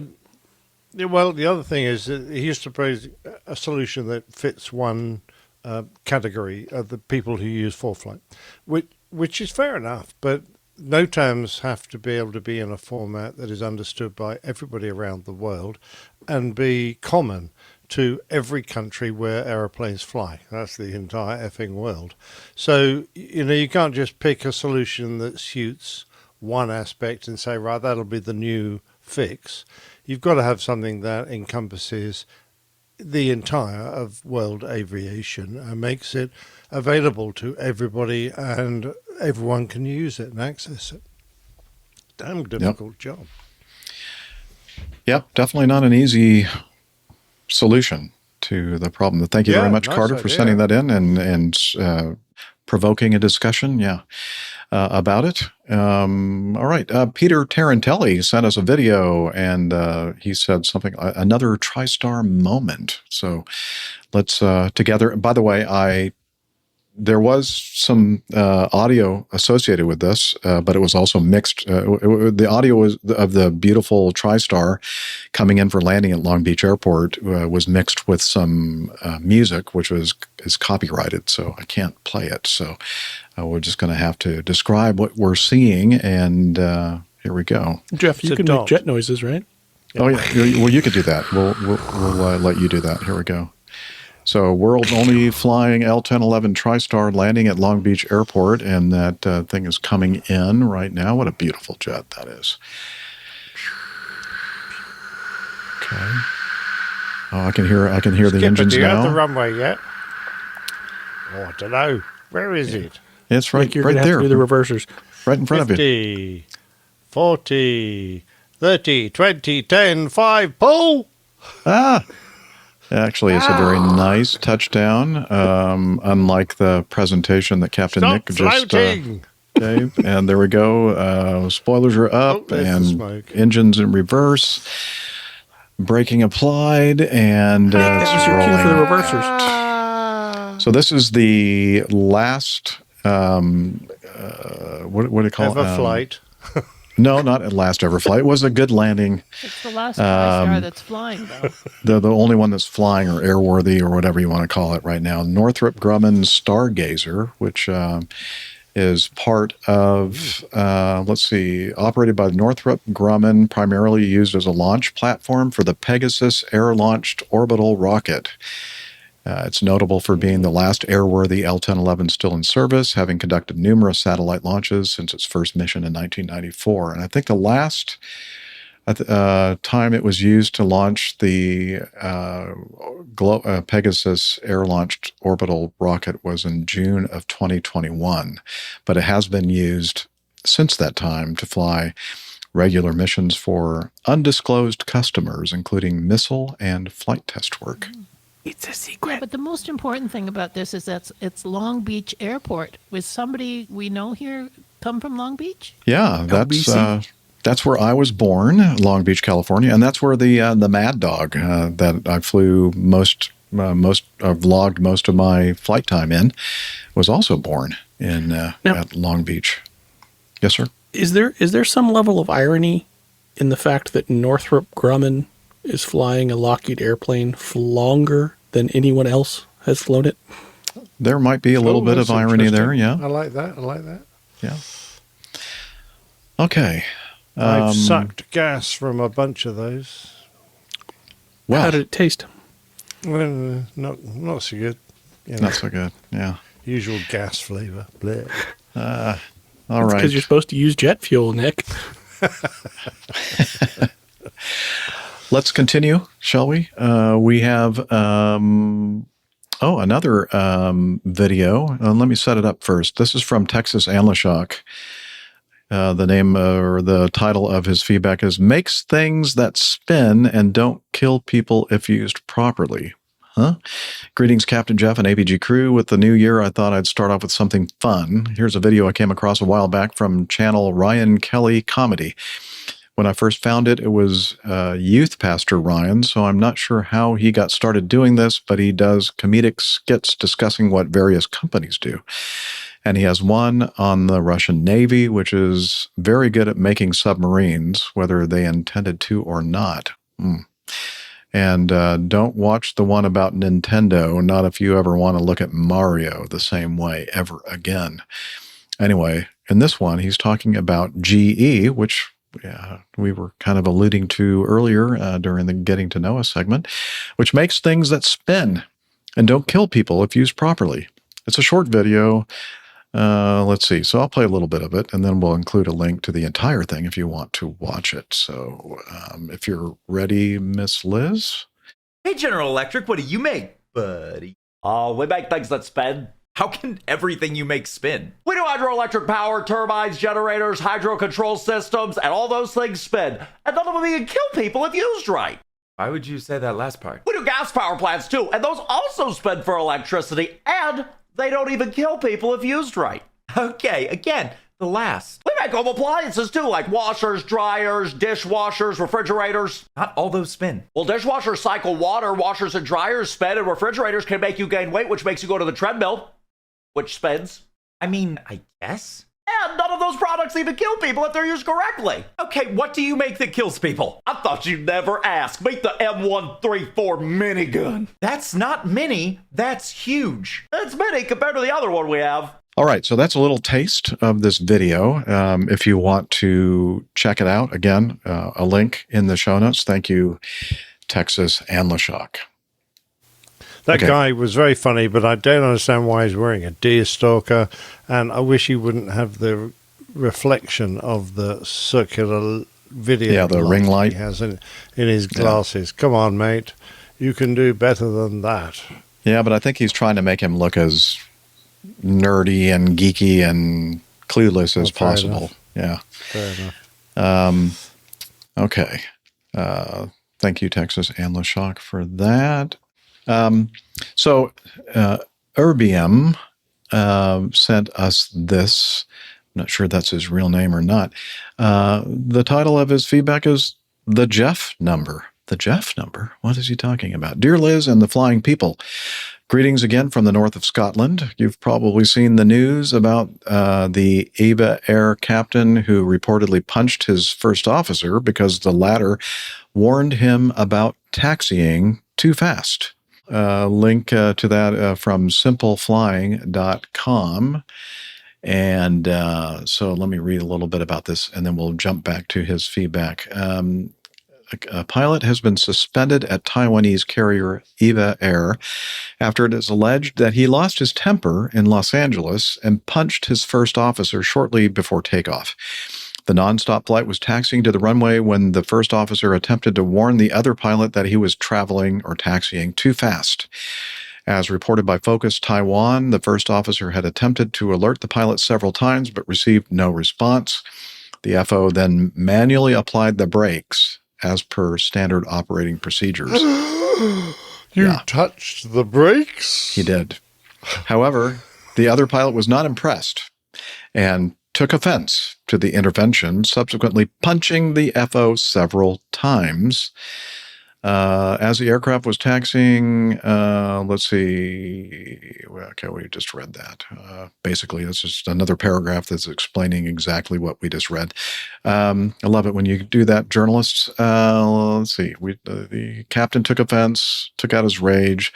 It's alleged that the first officer was hit 4 times with punches to the back of the head, leading to bruising and swelling. Now it says punches to the back of the hand. Well, maybe it was the back of the hand. When I was reading it, I was thinking, a pretty good shot to hit the back of his hand 4 times. Yeah, I'd have moved it by then. I'm thinking it must be the head that they meant, right? Oh, anyway, I'd have thought so.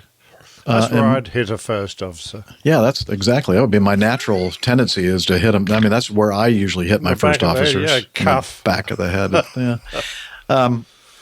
Emotionally unstable behavior has led to the whistleblower in the article reiterating their disappointment that following the incident, the airline's emergency response plan was not activated. Really? Emergency response plan? I'm not sure that would be appropriate. They probably couldn't find the chapter. Hitting the first officer's hand. I haven't found it yet. Yeah, no kidding. This unacceptable and unstable behavior puts crew option. Passengers and crew safety at risk. EVA Air has since launched an internal investigation. Initial data from the aircraft's quick access recorder, the QAR, suggested that the Boeing 777-300ER had been complying with regulations and were not considered to be speeding at the time of the incident. Okay. Anyway, so you get the gist. The first officer decided that it would be a great idea to hit the brakes instead of, I don't know. Well, he tried hinting to the captain and eventually he sort of, took action. But, I mean, unless it's dangerous speed, you don't do that. No. It was probably there was a bunch of Southwest planes going by him that were going so fast. Yeah, and they go. They were going it was fast. all the honking from the Southwest Right. planes It was by. embarrassing. We got to move. Yeah. And Jeff would have been I'm there wondering in the queue going, get who on, is- you're so slow. Who was taxiing the airplane while the first officer was being beaten by the captain at this allegedly breakneck speed? Oh, hey, look. Good question. Look, we can taxi airplanes and hit the first officer in the back of the head. No problem. We're very talented. See, that's a senior captain. Back to That is a Erbium. qualified and seasoned Back captain. to Erbium's feedback. Okay, Liz is not impressed with our discussion. No. Erbium is a soft silvery white metallic rare earth element. Strontium number 68. Pink-coloured salts and high reactivity with air and water. You'll find it in... I know. Who You'll doesn't find know it in that? electronics and other things like optics and We're communications losing and the train of lasers. thought here. And I thought that was common I knowledge. thought you wanted to know who Liz, Erbium was. we're amusing ourselves. We're interested in what we're saying, even though you aren't. But let's get back to Erbium's initial feedback email. He says, that got me thinking. We need to standardize fast taxi protocols. Even though manufacturers and airlines have procedures, there's a need for a universal standard. I propose the Jeff number. Yes. I like this. Oh, yeah. Okay. Analogous to Mach number, it will be the ratio of taxi speed to V1. Low-cost airlines may have higher Jeff numbers, like Southwest. Dr. Steph might have a very high J number. I like that too, J number, during her turnaround between jumper dumps. Back in the day, apparently there was a mythical Delta C-17 Mad Dog combo, which taxied at... Now, does he mean C-17? Maybe he's talking about a Boeing 717 yes. or a MD-88, MD-90. Anyway, whatever. Yeah, something like that.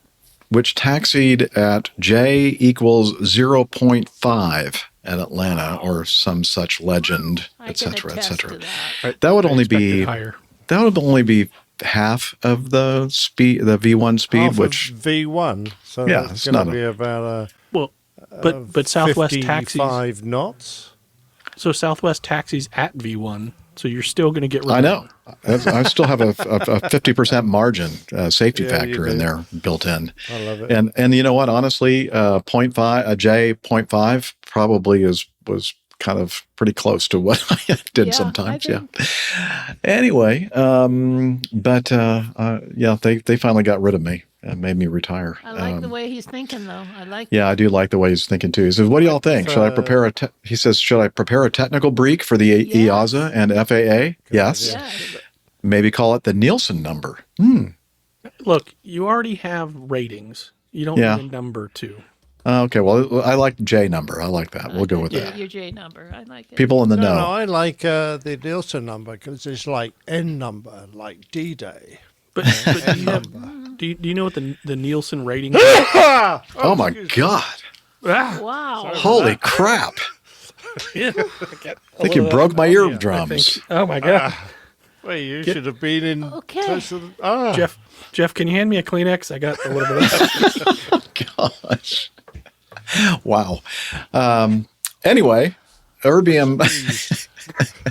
I don't know if everybody's with us or not. I think we may have been bumped off air with that. So. Okay.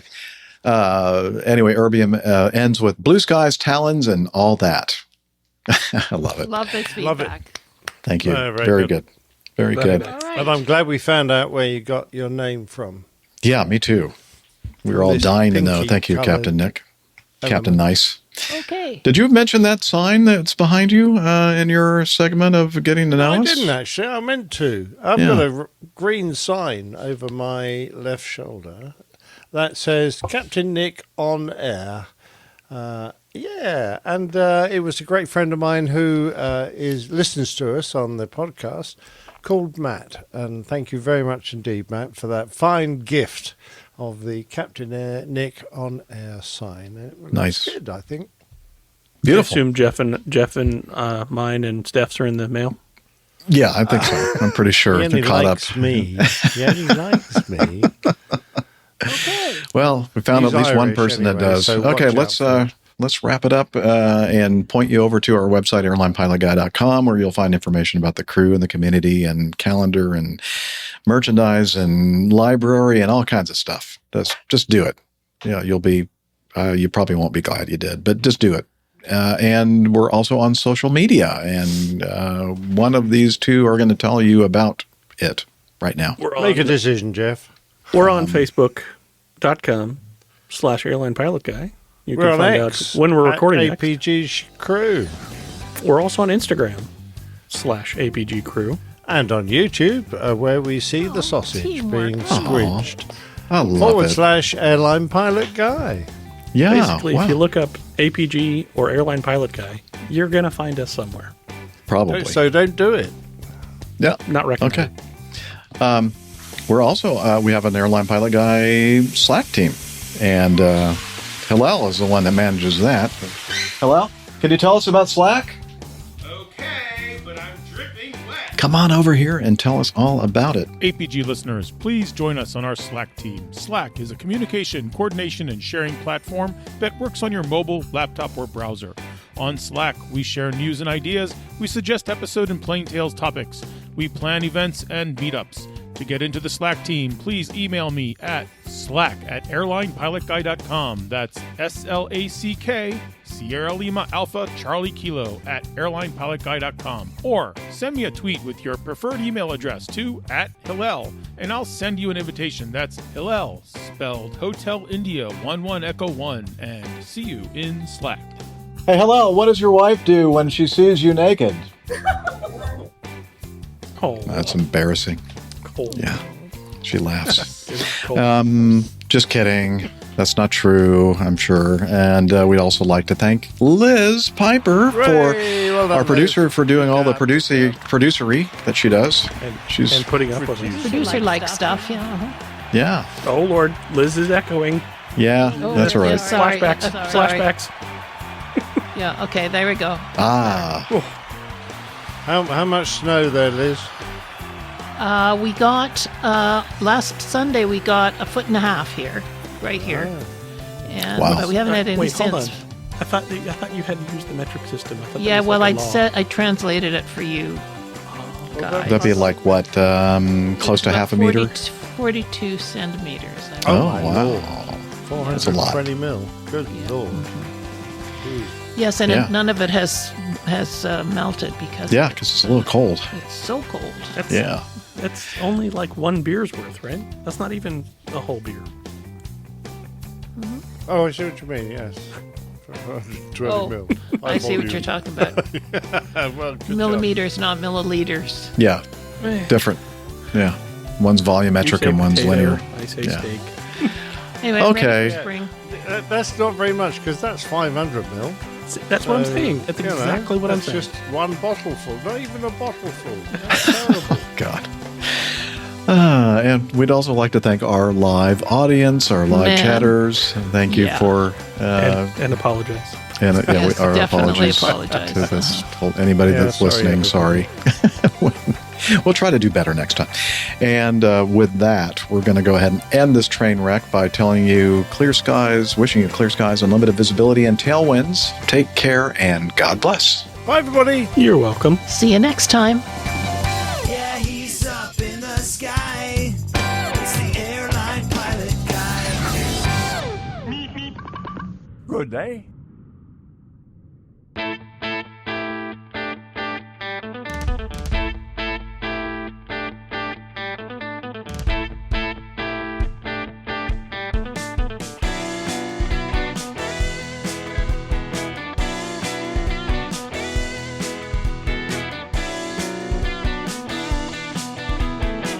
I used to be such a good pilot till I started APG. I opened doors for little old ladies. I helped them to their seats. Airline pilot guy, I fly America.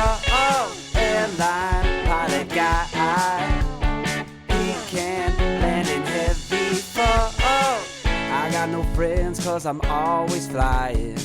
I just don't have the time. But I can land this old plane. I can land it just fine. Airline pilot guy, I fly